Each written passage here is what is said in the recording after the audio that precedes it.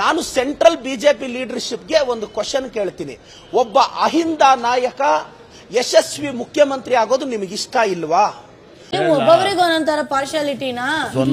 ಒಬ್ಬ ಅಹಿಂದ ನಾಯಕ 15 ಬಜೆಟ್ ಮಂಡಿಸಿರೋದು ದೇಶದ ಇತಿಹಾಸದಲ್ಲಿ ಎಲ್ಲಾದ್ರೂ ಇದೆಯಾ? ಸಿದ್ದರಾಮಯ್ಯ ಸಾಹೇಬ್ರು ಕ್ಲೀನ್ ಸ್ಲೇಟ್. ಭ್ರಷ್ಟಾಚಾರ ಅನ್ನೋ ಪದ ಅವ್ರಿಗೆ ಗೊತ್ತಿಲ್ಲ, ಅವ್ರ ಡಿಕ್ಷನರಿಯಲ್ಲೂ ಇಲ್ಲ ಅಂತ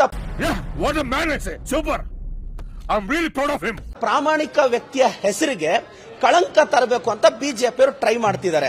ನಾನು ಬಿಜೆಪಿಯವ್ರಿಗೆ ಹೇಳ್ತೀನಿ, ನಿಮಗೆ ಸ್ಟ್ರೈಟ್ ಫೈಟ್ ಮಾಡೋ ದಮ್ಮು ತಾಕತ್ತು ಇಲ್ಲ. ಓಪನ್ ಸವಾಲ್. ಐಡಿಯಾಲಜಿಕಲಿ ಫೈಟ್ ಮಾಡಕ್ ನೀವು ಯಾರೂ ರೆಡಿ ಇಲ್ಲ.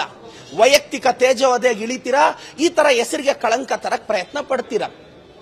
ಇಡಿನ ಐಟಿನ ದುರ್ಬಳಕೆ ಮಾಡಿಕೊಂಡು ಇವತ್ತು 175 ಇಡಿ ಕೇಸಸ್ ಅಲ್ಲಿ 125 ಕೇಸು ಕಾಂಗ್ರೆಸ್ ಅವ್ರ ಮೇಲೆನೆ ಇದೆ.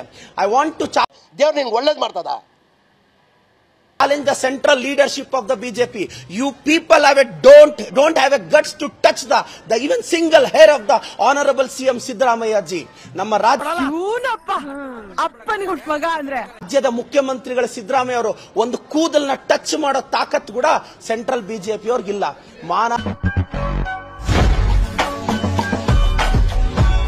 ಮರ್ಯಾದೆ ಇದ್ರೆ ನಮ್ ಜೊತೆ ಸ್ಟ್ರೈಟ್ ಆಗಿ ಫೈಟ್ ಮಾಡಿ, ಐಡಿಯಾಲಜಿಕಲಿ ಫೈಟ್ ಮಾಡಿ. ಇಂತಹ ಹಲವು ಸಂಗತಿಗಳ ನಡುವೆ ನಮ್ಮನ್ನ ಕಾಡುವಂತಹ ಕಟ್ಟ ಕಡೆಯ ಪ್ರಶ್ನೆ ಹೀಗೂ ಉಂಟೆ.